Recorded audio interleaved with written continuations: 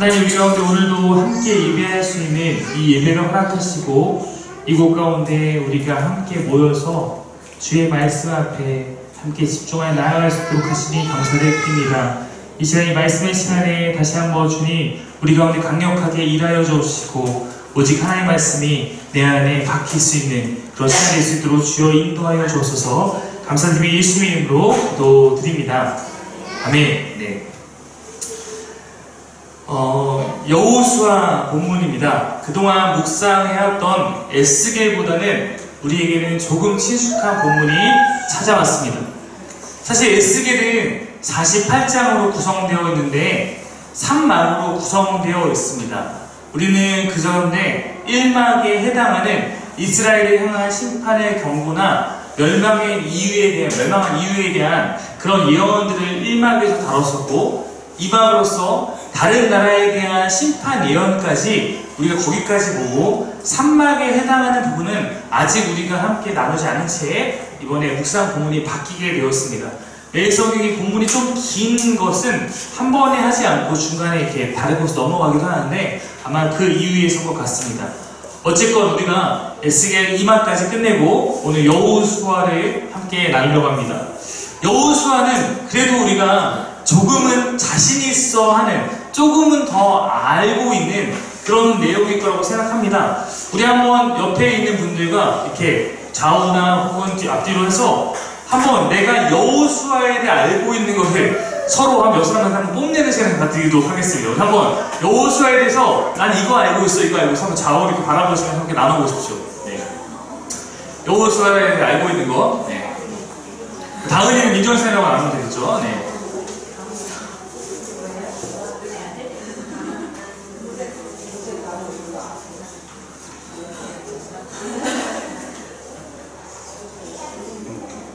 자, 여호수아에 대해 여러분 알고 있는 거. 난 이거 여호수아에 이런 내용 있잖아. 여호수아는 이런 거잖아.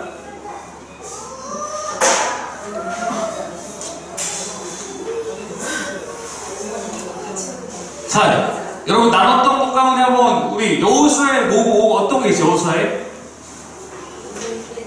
모세의 후계자라는 여호수아의 그런 임무, 또 가나안 땅을 정복하는 이야기, 12전사국의 한 명이었던 여호수아. 네. 여호수아 서 안에 있는 내용 어떤 게 있지? 여리고성 전투, 아이전 전투. 남선생님 뭐라고 조금만 더 크게 말씀해주세요. 아닙니까? 네, 알겠습니다. 알겠습니다. 네. 요 정도를 이제 여러분 알고 계십니까? 네. 또 아마도 뭐 기생 나합에 대해서도 제가 이제 꺼내면 아마 대충 그 얘기 아시는 분도 있을 거고, 요단강을 건넜던 요단강 도하 사건, 땅을 분배하는 이야기, 그 다음에 여러분 기억하실지 모르겠지만 태양과 달을 멈췄던 사건, 이런 것들도 다 여호수아서에 있는 내용들입니다. 그래도 우리가 아마 에스겔이나 이런 책들보다는 여호수아에 대해서는 나름 많이 들어봤고 아는 것이 많을 거라 생각합니다. 여호수아서는 먼저 제가 여호수아서를 여기 좀 소개하고자 하는데 구약의 구조와 배치에서 중요한 역할을 하고 있는 책입니다. 잠깐 제가 구약의 배치를 여러분과 좀 나눠보도록 하겠습니다. 아마 성경 공부를 같이 했던 분들은 많이 제가 썼던 편인데 구약은 여러분 몇 권이죠? 39권의 책이 있습니다. 구약 39권의 책이 있는데 구약의 39권의 책은 어떤 순서로 배열이 되어 있냐면 종류별로 되어 있어요. 많은 사람이 성경을 읽을 때 어떤 생각을 하고 있냐면 시간 수명을 생각하고 읽기가 처음에 쉽습니다. 왜냐면 창조부터 이렇게 시작되기 때문에. 근데 시간 수명을 생각하고 있다 보면 반드시 그것 때문에 오히려 내 이해가 이렇게 곤란해지는 순간이 찾아오게 됩니다. 종류로 되어 있어요. 종류가 있는데 종류는 세 종류가 있거든요. 맨 먼저 성경의 구약의 제일 앞에 있는 것들은 역사서라는 책의 종류입니다. 역사서로 분류된 책을 먼저 구약의 앞에 쭉 몰아넣었어요. 이게 총 몇 권이냐면 17권입니다. 17권의 역사서가 이 안에 있는데 우리 어떤 게 있냐면 여러분 어떤 게 있죠? 창세기, 출애굽기, 레위기, 민수기, 신명기. 자, 여기까지를 먼저 5권의 역사서 가운데 우리가 흔히 말하는 모세오경, 아니면 율법서, 이렇게 부릅니다. 그 다음에 밑에 있는 것을 순수하게 역사서라고 부르는 것이 있는데, 여기에 여호수아부터 시작되는 거. 여호수아, 사사기, 룻기, 그 다음에 사무엘상, 그 다음에 열왕기상, 역대상. 역대상에 상하가 나온 다음에, 그 다음에 뭐가 나오죠? 에스라, 느헤미야, 에스더. 네. 네. 이렇게 해서 이게 상하 두 번씩 들어가니까 이렇게 하면은 12권 해서 총 17권이 구약에 맨 먼저 배치돼요. 그 다음에 두 번째 부류에 있는 게 뭐냐면 시가서라는 책들이 등장합니다. 시가서는 시와 노래예요. 그래서 시나 노래 위주로 된 게 욥기, 시편, 잠언, 전도서, 아가서 이런 책들이 5권이 그 다음에 배치가 되어 있는 거예요. 자, 그 다음에 여기가 우리가 얼마 전에 다뤘던 예언서 파트입니다. 예언서는 이사야, 예레미야의 애가, 그 다음에 우리가 먼저 에스겔, 다니엘 이런 책 5권이 대선지서, 대예언서라고 합니다. 분량이 좀 더 길기 때문에. 그 다음 밑에는 소예언서 12권이 있는데 우리가 조금 제일 어려워할 수 있는 거지만 호세아, 요엘, 아모스, 오바댜, 요나, 미가, 나훔, 하박국, 스바냐, 학개, 스가랴, 말라기. 네. 이런 책들이 해서 39권의 책이 구약에 이렇게 배치가 되어 있는 거예요. 이런 책들은 이 책의 역사가 끝난 다음에 등장하는 게 아니라 여기와 여기에 있는 것들은 이 중간중간의 이야기 속으로 역사 안에 배치가 되어 있는 거고, 이 역사 안에서도 시간 수를 대부분 따르고 있긴 하지만 어떤 것들은 시간이 좀 엉켜있는 부분이 있기 때문에 우리가 함께 역사 흐름을 정리할 때 이것 안에서도 조금은 더 정리된 역사로 그렇게 하게 됩니다. 제가 이거를 표를 그린 건 왜 그러냐면 오늘 갖고 있는 여호수아가 갖고 있는 위치적 중요성 때문에 그래요.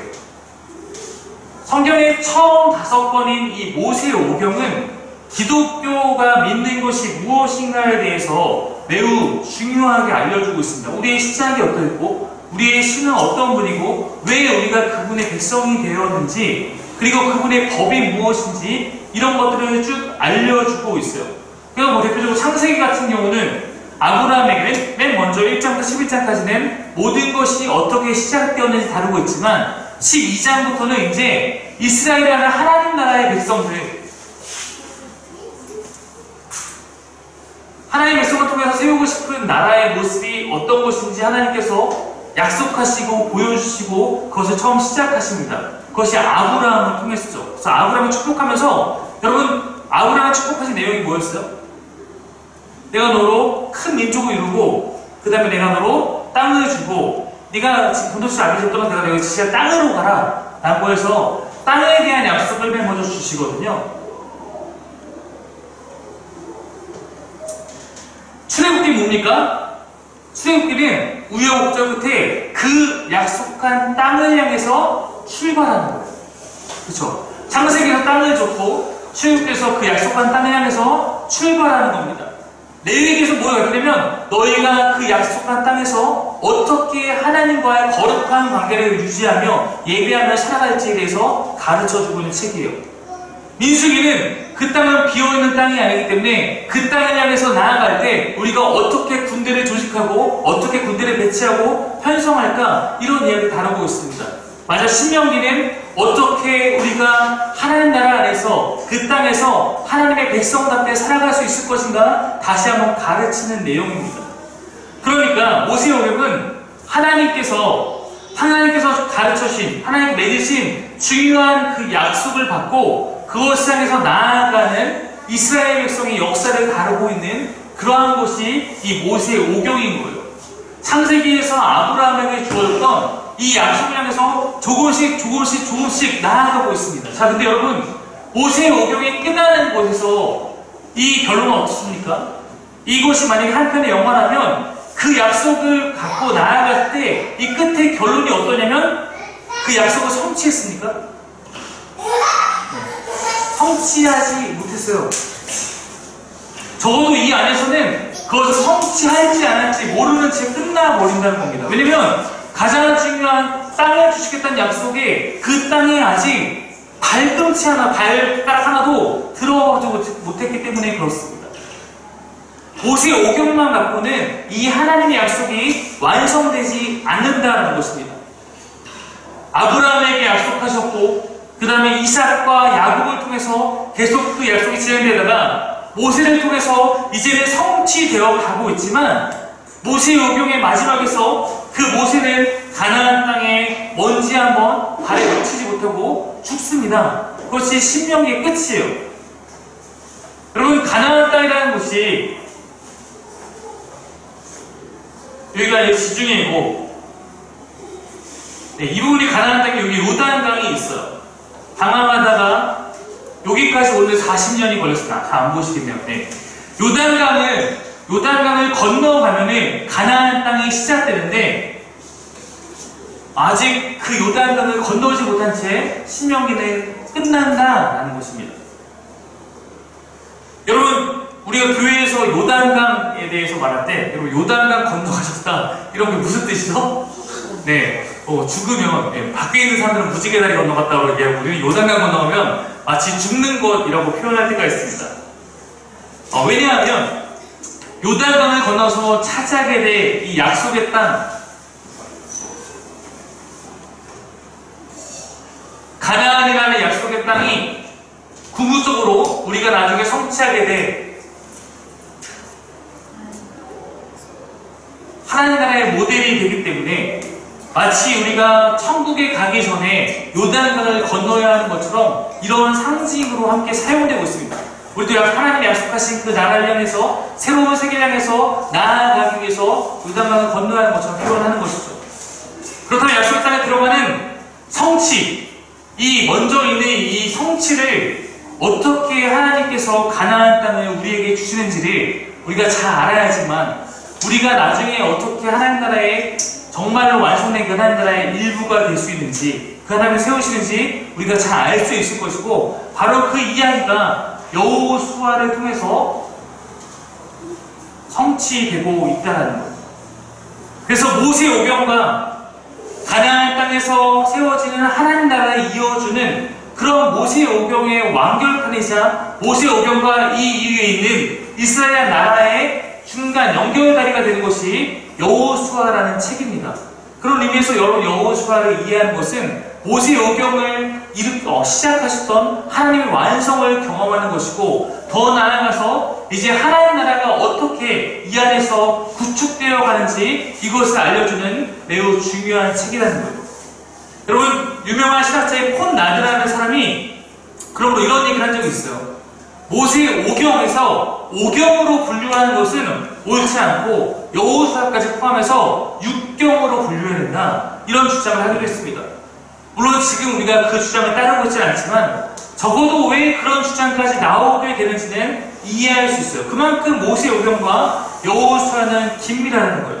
한번 여호수아 11장 15절 말씀 여러분 한번 같이 읽어보겠습니다. 11장 15절 읽어볼게요. 시작. 여호와께서 그에서 모세에게 명령하신 것을 모세는 여호수아에게 명령하였고 여호수아는 그대로 행하여 여호와께서 모세에게 명하신 모든 것을 하나도 행하지 아니한 것이라. 네. 하나님이요. 하나님께서 모세에게 명령하신 것이 있습니다. 하나님께 모세에 명령하신 것이 바로 여기 모세 오경에 나와 있는 내용들일 거예요. 이것을 모세가 다시 한번 여호수아에게 명령합니다. 여호수아는 이것을 그대로 행해서 처음 하나님께서 모세에게 명하신 것을 모두 행하였다, 이렇게 나오고 있어요.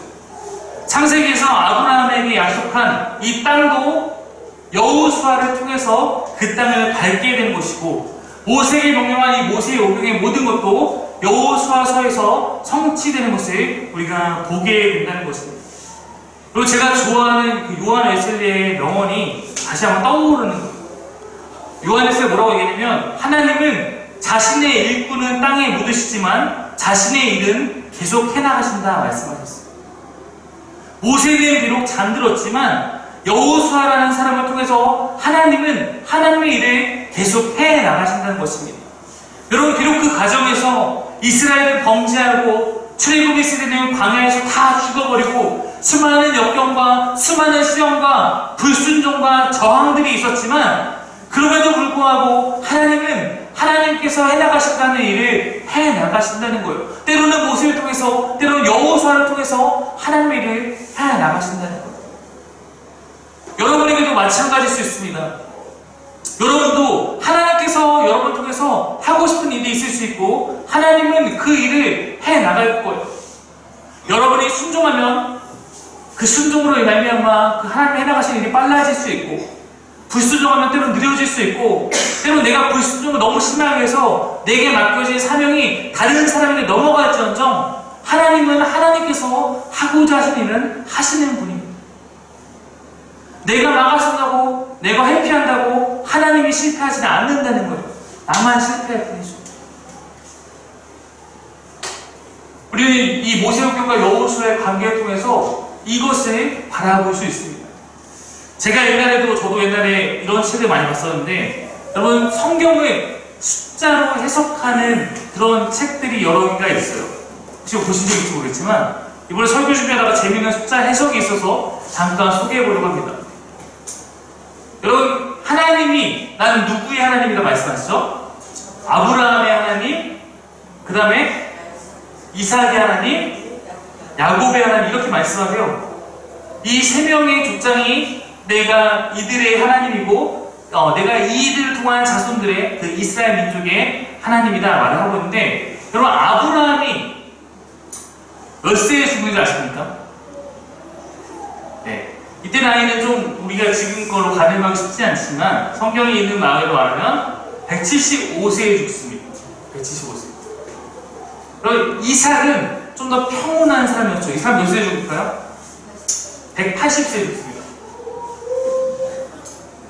자, 야곱은 조금 이들보다 좀 일찍 죽었어요. 몇 세에 죽었냐면 147세에 죽습니다. 자, 근데 여러분, 이 성경의 나이는, 저도 이제 이런 걸 대할 때면 한편으로는 메시지를 담은 나이인가? 이렇게 생각이 들 때가 있는데, 175라는 거는 이렇게 풀 수 있거든요. 5 곱하기 5 곱하기 7 해보면 175가 나옵니다. 180은 6 곱하기 6 곱하기 5 하면 180이 나와요. 여기 뭘까요, 여러분?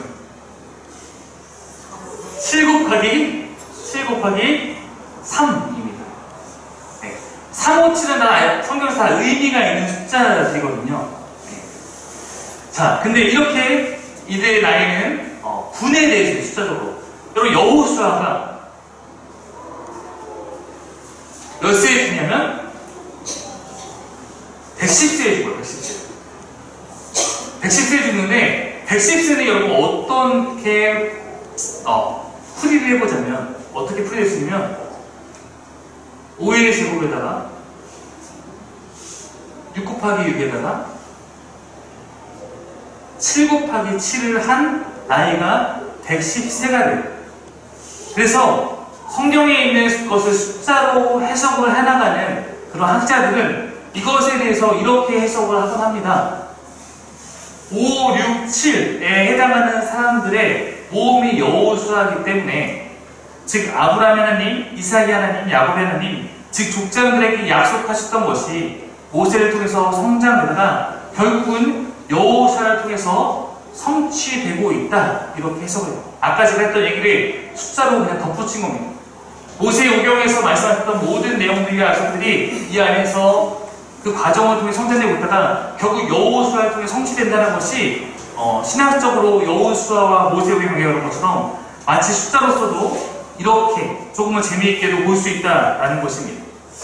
여호수아, 그럼 이 여호수아라는 인물에 대해서 조금 더 소개해 보려고 합니다. 여러분, 제가 여호수아 준비하면서 장난으로 저희 딸한테 물었어요.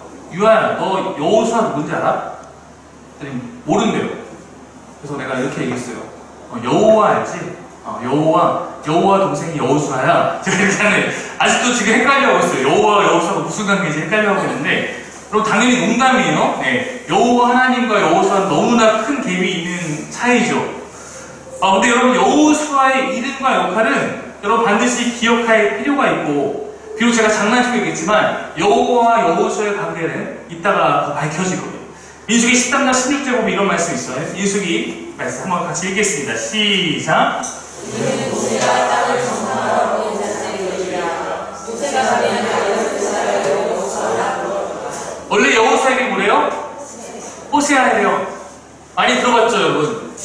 호세아라는 이름은 누구 이름이죠? 선지자 중에 한 명의 이름이 호세아입니다. 그리고 호세아라는 이름은 당시 유행했던 이름 중에 하나였어요. 이름의 뜻이 좋아요. 구원, 구출, 이런 뜻이 있습니다. 근데 모세가 이 이름을 너 호세아 아니고 여호세아, 이거 원어브랑 비슷한데 우리나라 말로 말하면 여호수아로 바꿔줘요. 호세아가 구원과 구출이었다면 여호수아라고 하면 뜻이 뭐가 되냐면 여호와는 구원이시다. 여호와가 우리의 구원이시다. 여호와는 나를 구원하신다. 라는 뜻입니다. 여호수아는 포로기 이후에는 예슈아라는 이름으로 불리고, 나중에 이 히브리어 여호수아 예슈아가 헬라어로 번역되면서 이름이 뭐가 되냐면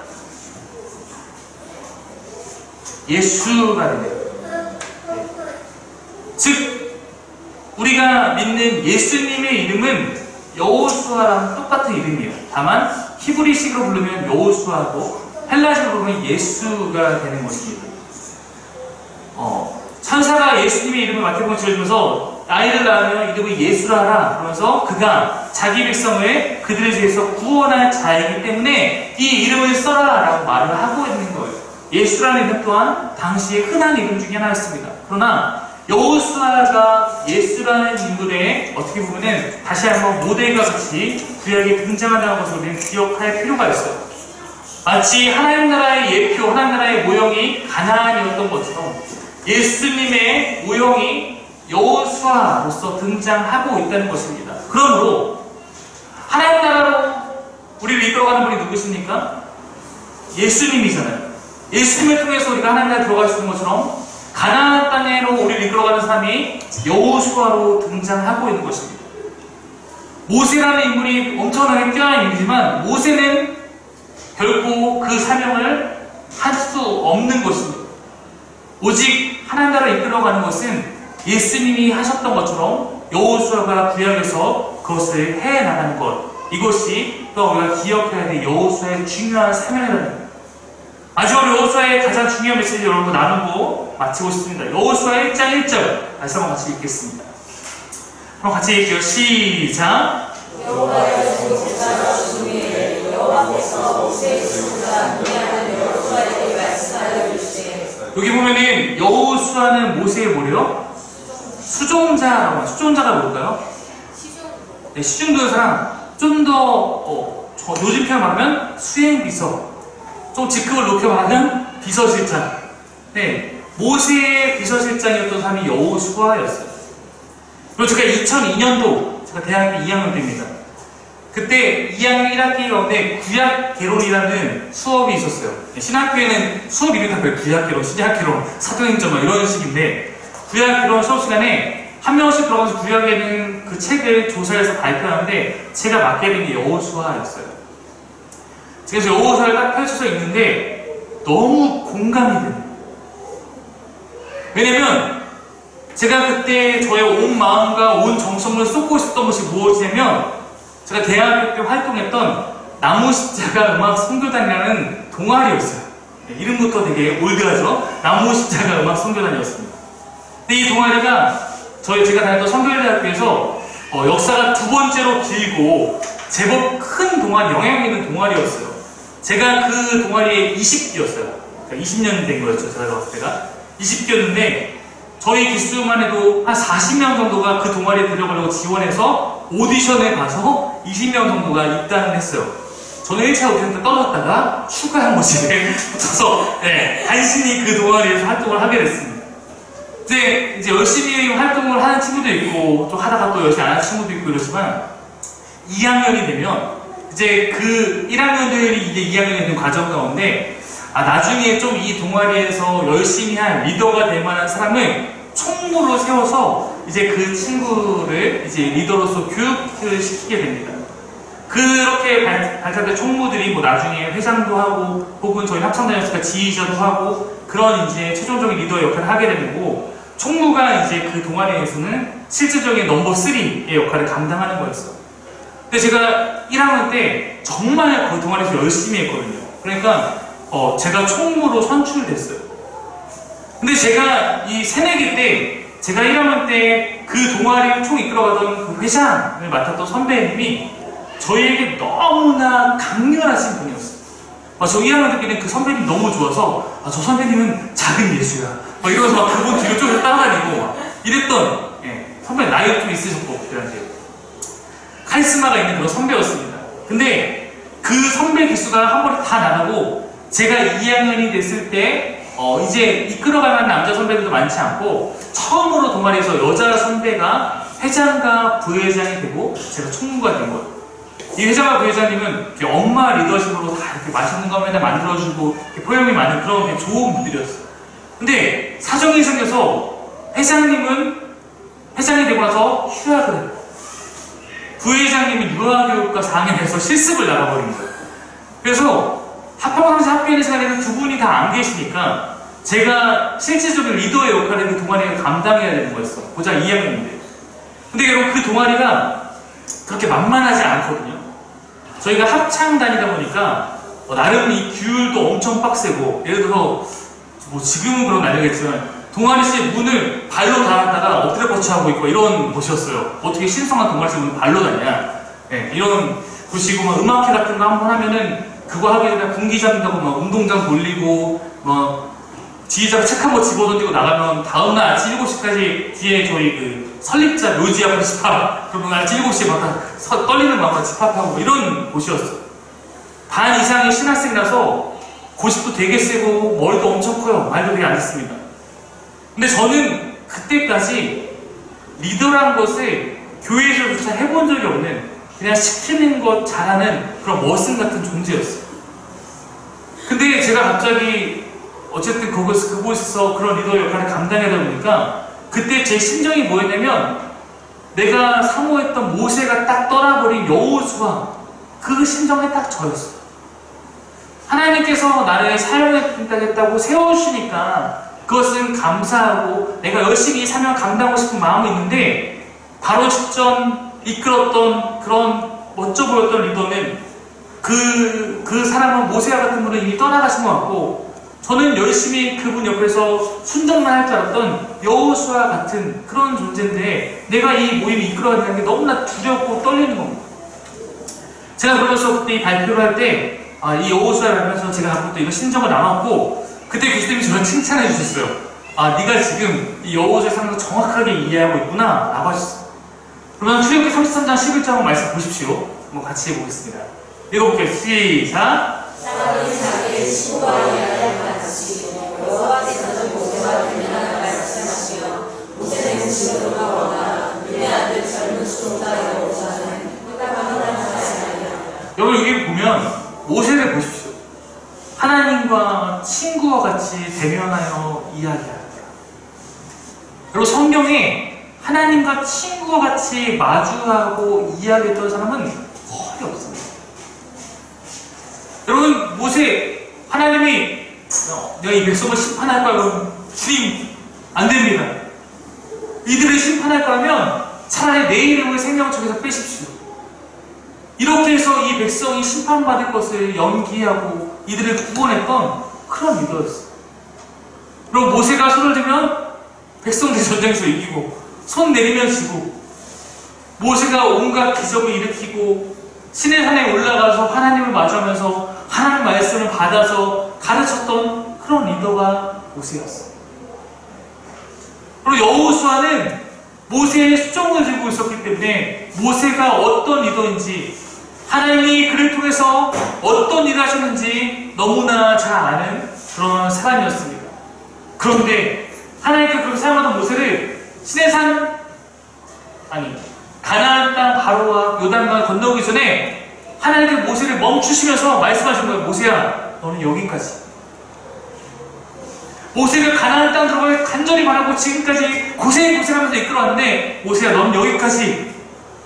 그리고 여호수아야 이제 내가 너 사용할 거야. 1장 2절입니다. 읽겠습니다. 시작. 이제 넌 이 모든 백성과 더불어 일어나 이 요단을 건너 내가 그들 곧 이스라엘 자손에게 주는 그 땅으로 가라. 여러분 여호수아 입장을 생각해 보십시오. 자기와 함께 광야에서 지냈던 동료들, 출애굽했을 때에는 자기 친구들은 다 죽었어요. 오직 여호수아 갈렙만이 남아있습니다. 자기가 믿고 따랐던 모세도 없습니다. 그런데 어떻게 보면 지금까지 모세가 한 것은 사실 엄밀히 보면 광야에서 유랑한 거예요. 광야에 떠도는 거예요. 정작 가나안 땅을 전쟁을 통해서 얻어야 하는 것은 이제 여호수아가 해야 하는 것입니다. 그리고 여호수아가 얼마나 무서웠겠습니까? 자기가 그렇게 존경하던 모세한테도 백성들이 맨날 대들고 죽이겠다고 그렇게 했던 놈들인데, 이제 그 백성을 자기가 맡아서 이끌고 전쟁을 치러하니까 얼마나 부담감이 컸겠습니까? 그리고 저도 리더의 자리가 얼마나 무서운 건지 몇 번 겪어봐서 제 심정으로는 저도 리더 같은 거 별로 하고 싶지가 않아요. 저는 특히 이스라엘 백성은 정말 맡고 싶지 않습니다. 그런데 하나님 여호수아한테 하신 얘기가 기가 막힙니다. 1장 5절 6절이에요. 5절 6절 읽겠습니다. 시작. 내 평생에 너를 능히 대적할 자가 없으리니 내가 모세와 함께 있었던 것 같이 너와 함께 있을 것입니다. 내가 너를 떠나지 아니하며 버리지 아니하리니 강하고 담대하라. 너는 내가 그들의 조상에게 맹세하여 그들에게 주리라 한 땅을 이 백성에게 차지하게. 하나님께서 그런 여호수아에게 말씀하시는 거예요. 여호수아야, 너의 평생 동안 너를 대적할 자가 없을 거야. 내가 모세와 함께 했던 것처럼 너와도 함께 할게. 내가 너를 떠나지 않고 내가 너를 버리지 않을게. 그러니까 강하고 담대하라. 너는 내가 약속한 이 땅을 이 백성들과 함께 차지하게 될 거야. 여호수아에게 말씀하시는 거예요. 모세가 위대한 것이 아니잖아요. 모세는 없어도 나는 여전히 너의 곁에 있단다. 내가 하는 거야. 내가 널 도울 거야. 내가 너 버리지 않을 거야. 이것이 여호수아 전체가 하고 있는 메시지예요. 하나님이 하신다. 여러분, 전쟁을 해야 됩니다. 전쟁은 하나님이 하시는 거야. 여호수아서는 이걸 보여줘. 땅을 차지해야 됩니다. 이 약속을 성취하는 것, 이것도 하나님이 주시면 얻을 수 있는 거예요. 여러분, 여러분의 삶을 행복하게 하시는 것도 하나님이 하시는 것입니다. 여러분, 내가 내 삶에 어떤 것을 향해서 내가 내 힘으로 뭔가 얻으려고 하고 힘쓰면 힘들어. 그리고 못하는 경우가 상당히 많습니다. 근데 하나님이 진정으로 하고자 하시는 일에 내가 그 가운데 함께하고 있다면 걱정하지 말라는 거예요. 그것은 하나님이 하실 것이다 말씀하고 계신 것입니다. 하나님께서는 여러분이 하나님 안에서 행복하길 원합니다. 그러므로 그 과정에 있어서는 반드시 여러분도 그 하나님 뜻 가운데 함께 있다면 하나님께서 하실 거예요. 하나님은 여러분을 구원하기 원하십니다. 그러므로 여러분이 그 마음 가운데 함께하고 있다면 하나님께서 여러분을 구원하실 거예요. 여러분, 그럼 나는 그때 그 하나님이 그렇게 일하실 때 나는 뭘 해야 할까요? 하나님 일 잘하시는구나. 하나님 최고.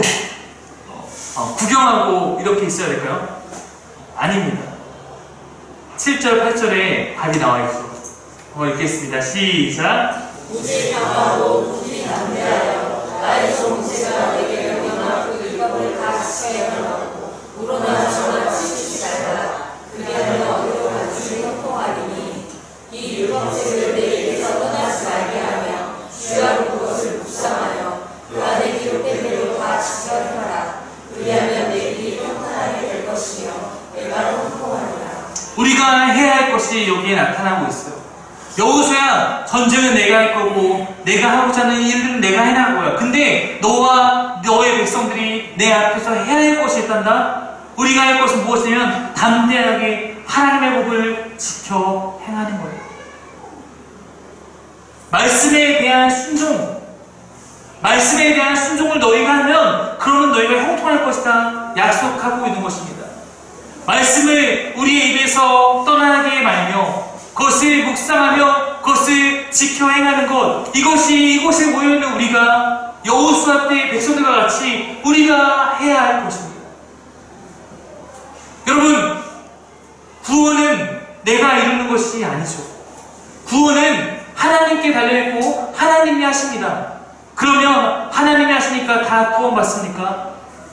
말씀에 순종한 자들에게 하나님께서 하시는 것입니다. 여러분, 이제 앞으로 여호수아에서 펼쳐질 일들을 보십시오. 여리고 전투합니다. 여리고 전투에서 백성들이 한 것 없어요. 하나님의 힘으로 견고한 성이 무너집니다. 근데 그 안에 백성들이 한 것이 단 하나 있어요. 순종하는 거였어요. 아이성이라는 조그만 성을 마주하게 됩니다. 이거는 우리 힘으로 무너뜨릴 수 있을 것 같아요. 근데 갔다가 죽습니다. 안 되는 거예요. 왜? 순종하지 않았어요. 여호수아서의 모든 문제는 우리가 하나님의 말씀에 순종하냐 순종하지 않느냐, 이것으로 하나님께서 일하시느냐 하나님께서 일하지 않으시느냐 나눠준다는 거죠. 여러분, 하나님을 따르고자 하는 우리에게 부족한 것은 능력이 아니에요. 하나님을 따르고자 하는 우리에게 우리 능력은 필요가 없기 때문에 능력은 하나님과 함께는 부족하지 않습니다. 우리의 능력이 부족한 것은 괜찮다는 거예요. 하나님께서 하실 것이니까. 우리의 모든 문제는 마음이 부족한 거예요. 하나님을 향한 마음이, 말씀을 향한 마음이, 순종을 향한 마음이 부족한 것입니다. 여러분, 여호수아에게는 하나님을 향한 마음이 가득했어요. 아까 봤지만 모세가 하나님과 지내서 대화하고 돌아갔을 때 여호수아는 그것에 부러워하는 걸 바라보면서 나도 어떻게 모세처럼 하나님과 대화를 할 수 있을까, 그 진에 남아있었더라, 그런 마음의 열정이 있는 사람이었어요. 여호수아는 하나님의 마음이 가득했습니다. 그는 여호수아서 끝까지 그랬어요. 그는 하나님의 마음이 변함이 없어요. 정말 멋진 사람이에요. 그래서 여러분, 여호수아가 다스리던 시기에 이스라엘은 형통합니다. 근데 여호수아 죽고 나니까 사사시대 암흑기가 와요. 영적인 최악의 암흑기가 옵니다. 왜냐하면 마음이 없어서. 여러분, 모세라는 사람에 비해서 여호수아는 능력이 없을지도 몰라요. 그런데 하나도 문제가 없습니다. 어차피 하나님이 함께 하시면 우리는 형통하니까. 지금 우리가 좋아하는 말로 바꾸면 형통보다는 하나님이 함께 하시면 우리는 행복하고 있습니다. 세상이 알 수 없는 최고의 행복을 주시겠다 말씀하셨어요. 그러므로 하나님과 함께한 사람 가운데 이런 고백이 나오는 거죠. 내가 초가상간에 살아도 주와 함께라면, 내가 궁궐에 살아도 주님이 없으면 공고한 거예요. 우리의 내면이, 내 안에 있는 마음들은 여전히 궁궐을 꿈꾸고 궁궐에 사는 날을 묵상하면서 좋아하고 있을지 모르겠지만,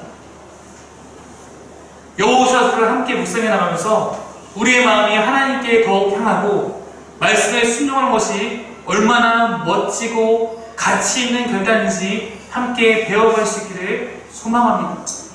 여러분, 저는 말씀이 여러분을 바꿔갈 것이라 믿습니다. 말씀 안에 여러분의 내면의 마음들이 다시 세워질 때 우리는 세상 앞에 강하고 담대할 수 있는 것입니다. 왜냐하면 세상이 아무리 우리 향해서 야, 너 초가에 살지, 넌 집이 없지, 너 돈이 없지, 너 건강이 없지, 우리가 그것에 목숨 걸고 그것을 소중히 여기면 주눅들죠. 부러워하죠. 그런데 주님이 함께 하시는 것이 정말로 내 삶의 가장 큰 행복임을 알고 그것을 굳게 붙잡고 진정으로 믿는 사람은 세상이 좋다는 모든 것을 갖고 있어도 주님과 함께하고 있지 않은 사람들을 보면서 오히려 안타까운 마음을 갖게 됩니다. 세상의 부자들, 세상 잘 나가는 사람들 보면서 그들을 불러가거나 그들 안에 주님이 없음을 보면서 긍휼히 여기는 것입니다. 내게는 더 소중한 것이 있는데. 1장 9절 말씀 한번 읽겠습니다.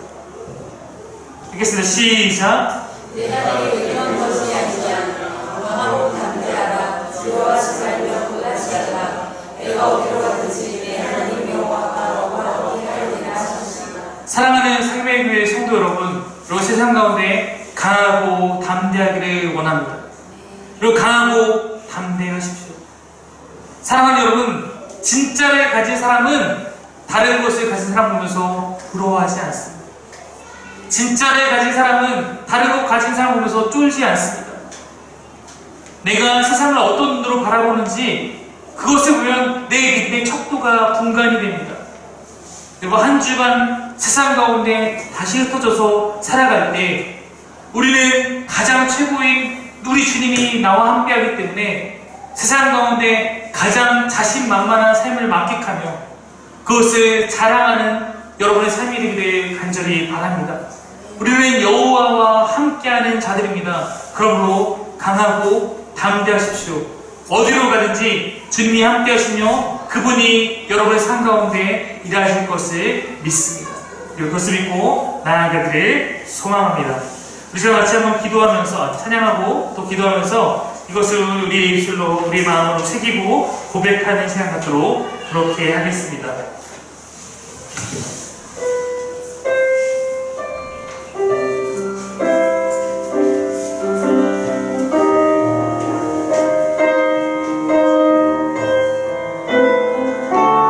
우리 이렇게 이 찬양으로 고백하며 나아갑시다. 보라 너희는 두려워 보라 너희를 인도한 나를 보라 너희는 지치지 마 보라 너희를 구원하라 너희를 시던 적을 어디 있느냐 너희를 억누르고 원수를 버리느냐 보라 하나님 구원을 보라 하나님 능력을 너희를 위해서 쌓으신 주의 손을 보라 하나님 구원을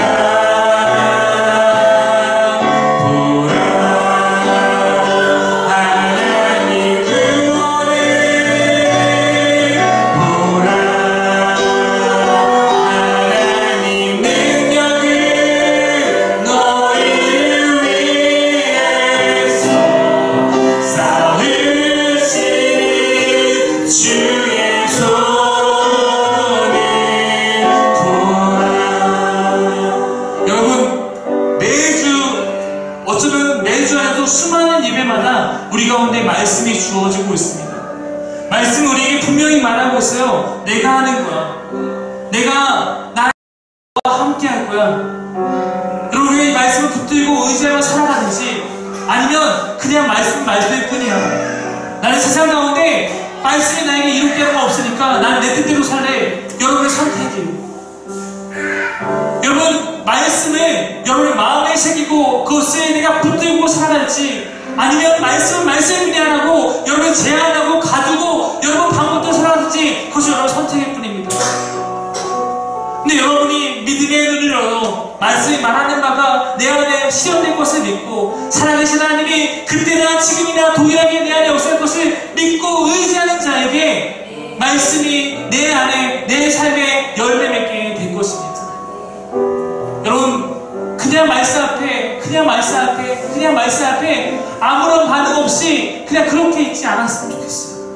말씀을 들었을 때 정말 이 말씀이 나의 말씀이 되고 정말 이 말씀의 삶이 나의 삶이 되도록 여러분이 스스로 마음에 결단하고 여러분 그것을 위해서 추구하고 하나님께 기도해야 합니다. 오늘 우리가 이 시간 말씀을 들었습니다. 어쩌면 여호수아에게도 모세가 없다라는 허탈함과 모세가 아니면 안 되는데라는 의지하는 마음이 있었을지도 몰라요. 근데 하나님 깨워주시는 거예요. 모세가 하는 게 아니야. 모세가 있어서 된 게 아니야. 내가 있어서 하는 거야. 여러분 삶 가운데 있는 모세와 같이 내게 이거 없으면 안 될 것 같은데, 내게 이거 없으면 안 될 것 같은데, 그런 모든 마음들 가운데 이제 그 자리에 하나님이 반드시 여러분과 굳건하게 서서 함께 하시기를 원합니다. 이 시간 우리가 함께 기도만 나가겠습니다. 하나님, 내 안에 여호수아에 계셨던 오늘 이 말씀이 나의 말씀이 되게 하여 주옵소서. 하나님, 내 안에 하나님이 함께 하신 것을 추구하고 갈망하고